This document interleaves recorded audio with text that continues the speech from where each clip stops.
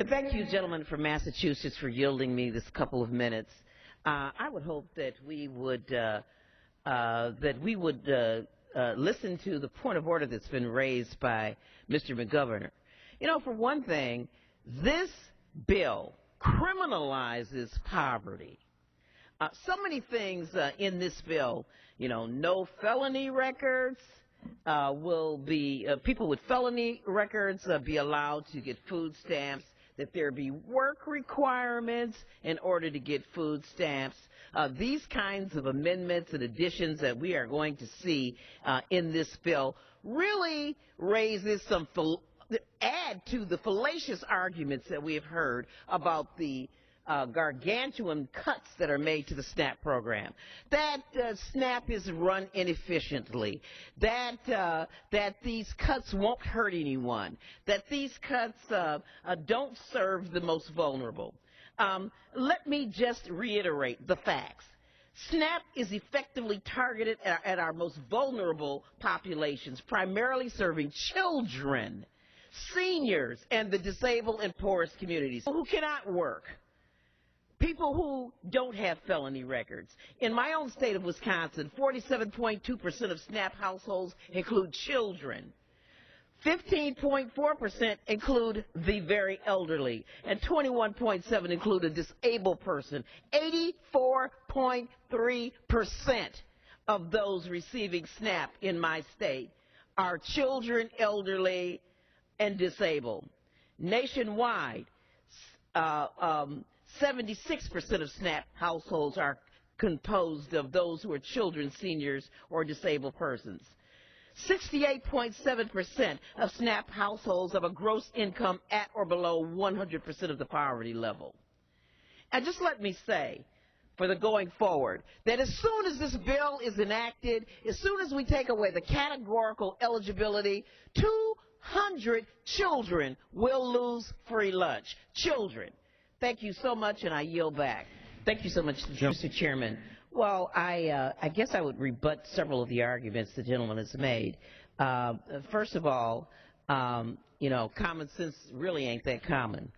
And this amendment is an example of that. First of all, it uses very fallacious arguments that, you know, presumes that most of the people who use food stamps also use drugs. I would just remind the body that 46% of the people who use food stamps are hungry children. And as the author of this amendment has suggested quite incorrectly, this is not about hungry children. It is. Because if that person in the household who is the applicant is denied food stamps, hungry children will be affected. This is it's unconstitutional. This has been through court. It violates the Fourth Amendment to the Constitution against illegal searches and seizures. It costs a lot of public money just to humiliate people. They found in Florida, for example, that people who don't use public assistance programs are 3 times more likely to be drug users. And nationwide, they have found that recipients don't use drugs at any greater rate than the general population. And this is a slippery slope in not in violating one of the basic tenets of our Constitution.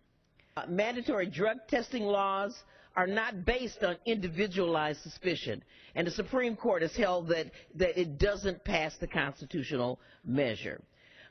It'll cost $75 for one of these drug tests, and for what purpose? Just to criminalize and humiliate poor people. And so with that, I would reserve the balance of my time. Okay, thank you. I just would like to remind the body and the sponsors of this bill that SNAP already has an option to target and punish drug offenders. States right now, without this amendment, can require individuals who have been convicted of a drug felony to submit to a drug test before they can receive SNAP benefit. Totally in line with our Constitution. Thank you, Mr. Chairman. This is not commonsensical. This is unconstitutional.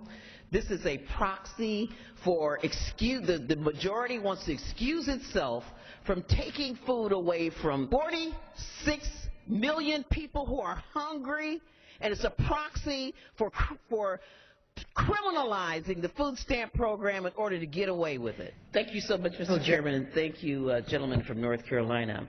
I think that the majority has really raised the point that historically we have not allowed purchases beyond food for the food stamp program.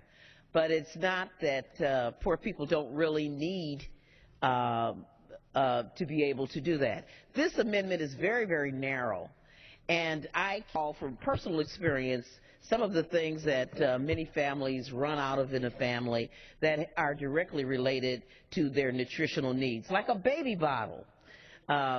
You've never seen a family frantically trying to find the last baby bottle or nipple that the baby has bitten off of and not be able to deliver the formula to the child because they don't have a baby bottle. And it'll cost over $2 to be able to make that purchase. Certainly toilet paper is sort of inversely related to eating. And, you know, the need for feminine hygiene products is something that just, or deodorant, is something that adds to the dignity of being alive. I mean, it's quite true that many Americans during our Great Recession only had food stamps to depend on, not even TANF benefits. And so if you're looking for a job, you really do want to have deodorant and toothpaste to be able to make that. So I think that this is budget neutral, and it is a small concession to make given the draconian cuts we're making in the program already. And I yield back. Well, thank you, Mr. Chairman. And I speak in opposition to this amendment. This is really a very poorly conceived amendment that would require all non-disabled individuals to participate in job search every month or immediately lose benefits, even if the individual is already working or even if the individual is a child, a minor. This amendment would increase the SNAP cuts by 50% to $31 billion instead of the $21.5 billion. It would immediately subject 2 million jobless, childless adults to harsh benefit cuts. It would slash benefits for 2 million people, about $90 a month. It would eliminate all the SNAP, employment and training funds, eliminate nutrition education, impose new job search requirements on all people, even if they're working. And it would send people into a deep depression. I think that this is an amendment that we should oppose, and I would yield back. Thank you so much. Despite what we have heard from the author of this program, there's no work in this bill. This amendment would more appropriately be called the state bonuses for terminating SNAP benefits for people who want to work but can't find a job because they're in a recession, and ends benefits for children, disabled people, yes, and even disabled veterans. I think the most egregious thing about this amendment is that there is no funding for work or training programs in this bill at all, even though we're ordering people to do it.